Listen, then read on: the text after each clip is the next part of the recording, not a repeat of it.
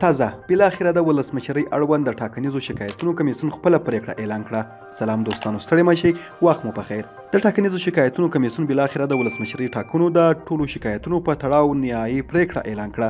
د کمېسیون مشرانو نن په یوه خبري کنفرانس کې وویل 1439 محلونه د 300,000 جنجالي رایو له منځه یې په نمونهیي ډول 131,000 رایې ځانګړي تفتیش ته استول شوي او د 298 محلونو رایې به نورې هم ورسره تازه تفتیش کیږي.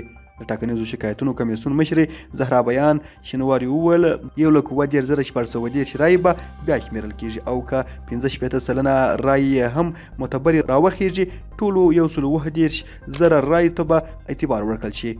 اغلې بیان وایي 1,2012 رایې داسې وې چې له ټاکلي زمانه وتلي وې. تر اوسه ټاکنیزو ډلو څه نه دي ویلي، خو دا په داسې حال کې ده چې د عبدالله ټیم ویلي وو چې 300,000 رایې دي بې قیده او بې شرطه باطل اعلان شي، مګر د اشرف غني ډلې بیا هیله ښودلې وه چې له تفتیش وروسته به یې د بریا فیصدي له 50.4% ته پورته ولاړه شي.